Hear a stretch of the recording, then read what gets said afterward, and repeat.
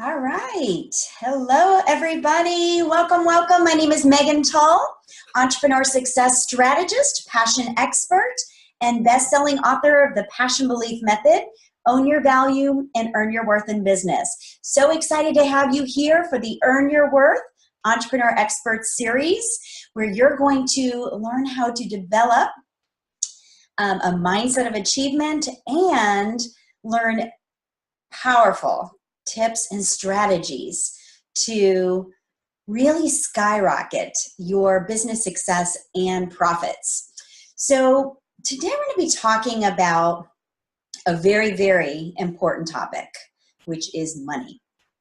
So many small business owners struggle when it comes to being able to charge what they're worth.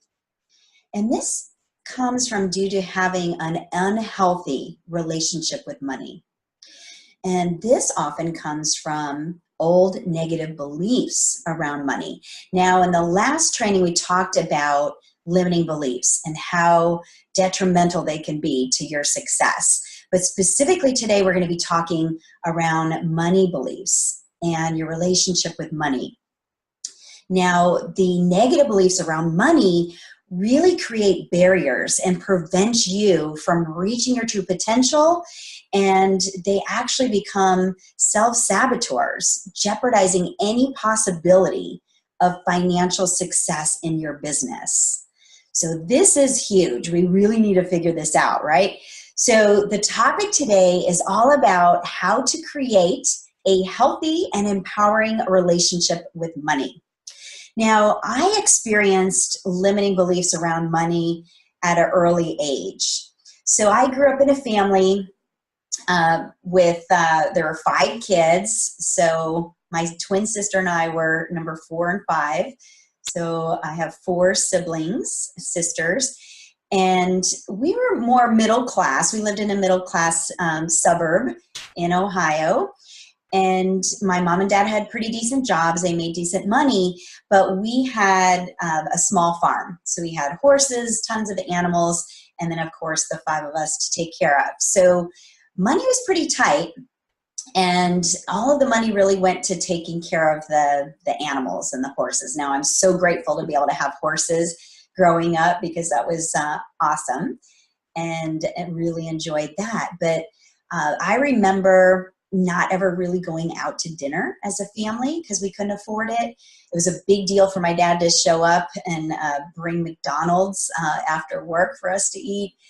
And I also remember always wanting to go to summer camp, but we couldn't afford to go to summer camp because all of our money was going to take care of the animals, right? So I started developing the belief that, money was hard to come by. Right? My dad would always say, oh, you have to work hard for your money, get a good job and work hard for several years, and then you can retire and live off Social Security and your pension.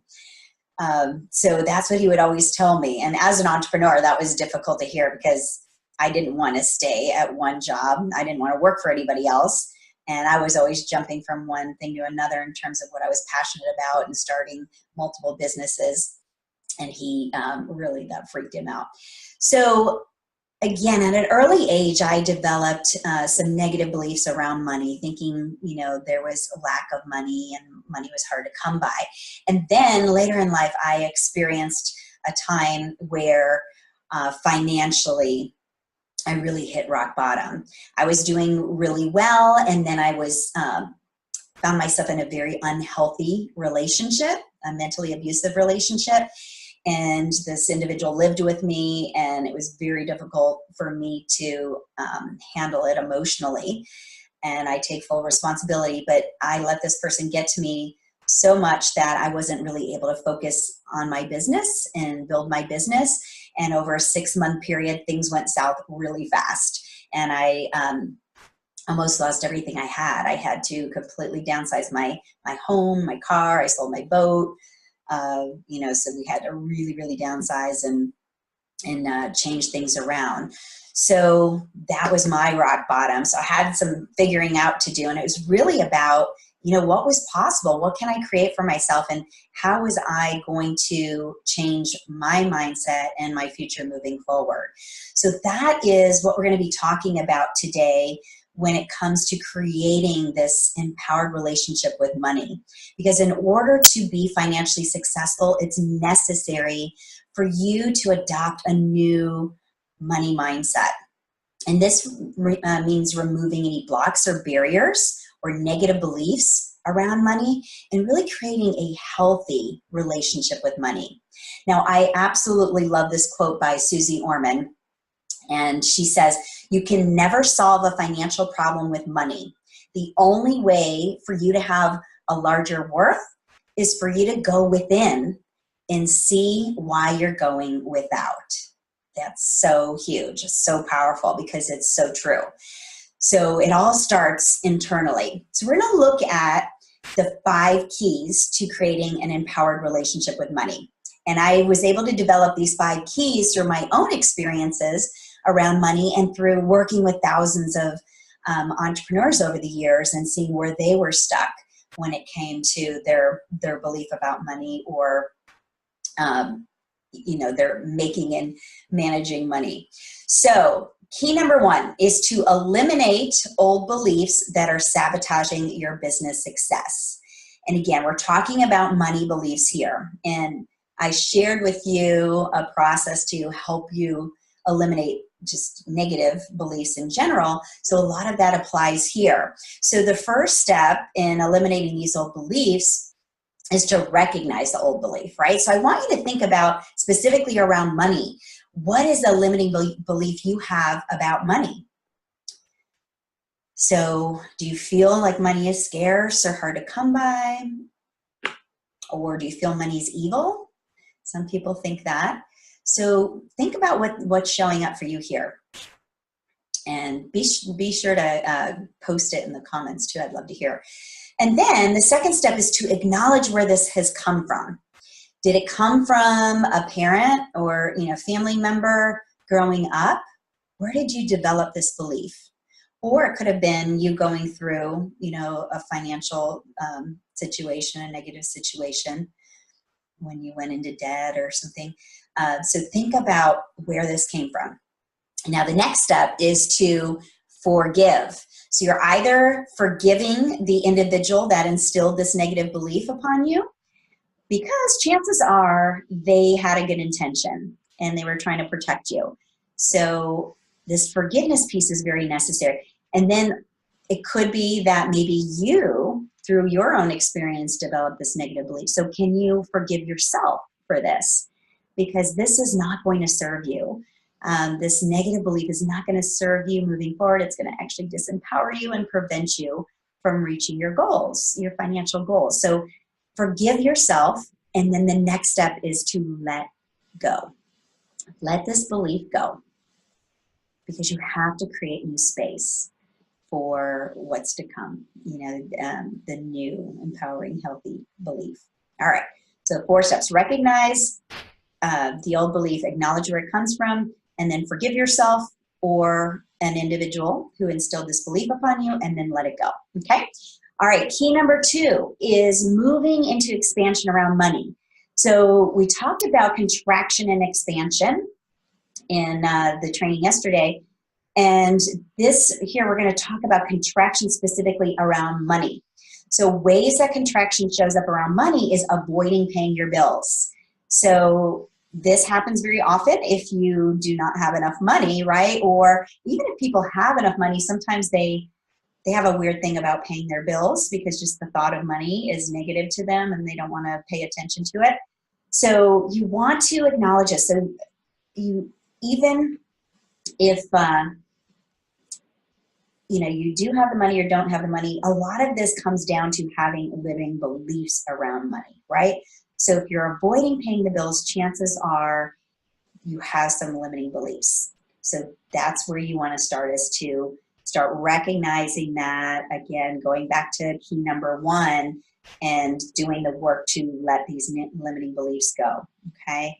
And then the second way that we see contraction show up around money is no money in the bank. That's another area that we're going to feel very contracted is if we don't have money in the bank. So in this case, you want to create a plan, right? How can you start making money to put money in the bank?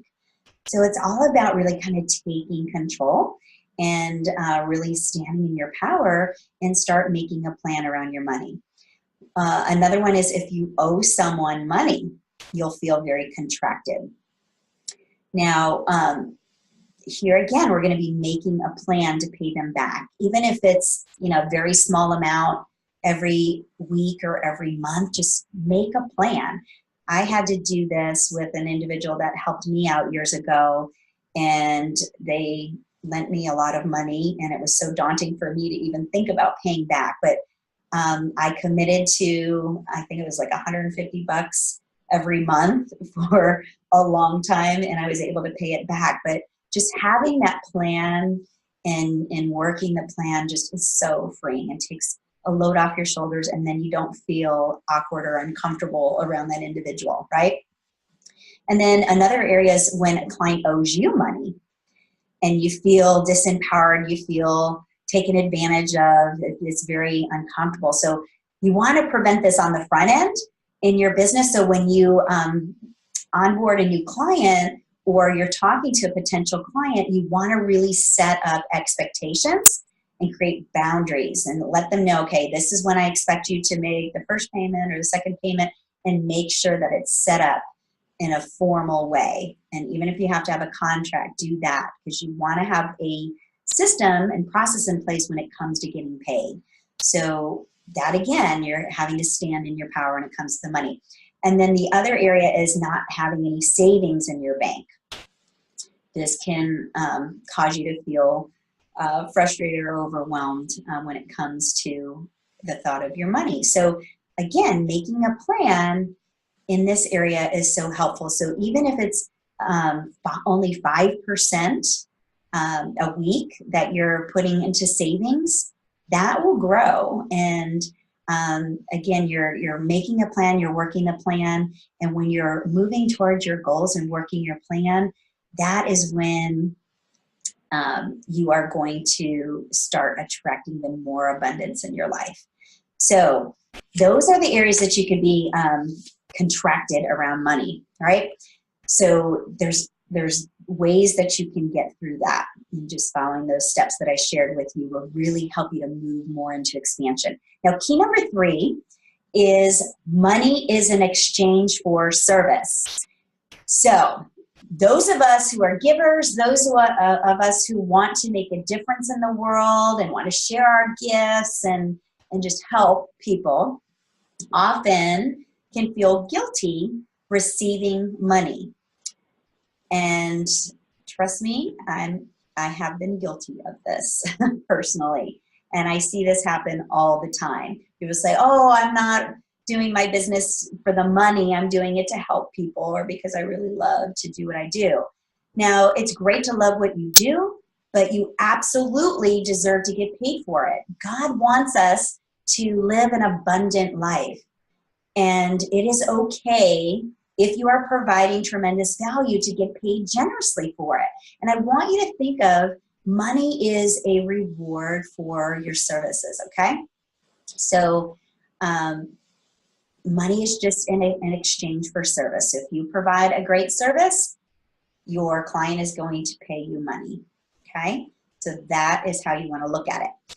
All right. Key number 4 is to start focusing on money. Stop running away from that money. Have you ever heard of the law of attraction? What you focus on, you attract. Guess what? If you focus more on money, you're going to attract more of it into your world. So the first thing you want to do is start tracking your money. Start tracking your income every day. And so you can, I actually have a form that I use that I track my income coming in every single day. And I call it, abundance flowing in. And so it doesn't matter where it's coming in from. It could be any source, but you want to track that. And some days it's a big fat 0, but that's okay. You still want to write that down. You still want to focus on it. Another way to focus on money is to start investing in yourself. So investing in yourself can mean investing yourself in hiring a coach or getting the training that you need to be, you know, a stronger leader, or to really get the skills and the training that you need to be the best you could be. There's no better investment you can make other than in yourself or in your business. So investing in yourself is a great way to start focusing on money. And I'm sure, I would guarantee that if you invest in yourself, you're going to get it back tenfold, as long as you are doing the work, right? So that is your best investment you can ever make, is in yourself. And it just kills me how people are willing to drop thousands of dollars on pieces of furniture or on cars or clothes or shoes, but yet they are uncomfortable or unwilling to spend money on their personal growth or in developing themselves as a leader or investing in their business that actually can make them more money. So think about where you stand when it comes to investing in yourself and in your business, and see where you can make shifts here. All right, the third one is to focus on money, you need to make more money. So what are you going to do on a daily basis to start making more money? The best way to do this is to start focusing on income producing activities. So when you get into your office in the morning and you look at your to-do list, often there's things on that list that we think we need to do that aren't actually income producing activities. So those need to go to the end of the list, and the first things you should focus on are always income producing activities. So doing follow-ups with potential clients, or reaching out to potential referral partners or strategic partners, following up after an event, and the people that were interested in your programs or anything that they signed up for. These are the things that you need to do. It's not necessarily just marketing, but the tangible things you can actually do to sell your products or services. Okay, so we're on to key number 5 now. So last but not least, this is where you want to adopt a healthy, empowering relationship with money. So having your new money beliefs. So remember, the first key was to let go of those negative beliefs around money. Now we want to adopt new, healthy, and empowering beliefs. So I want you to start looking at money differently.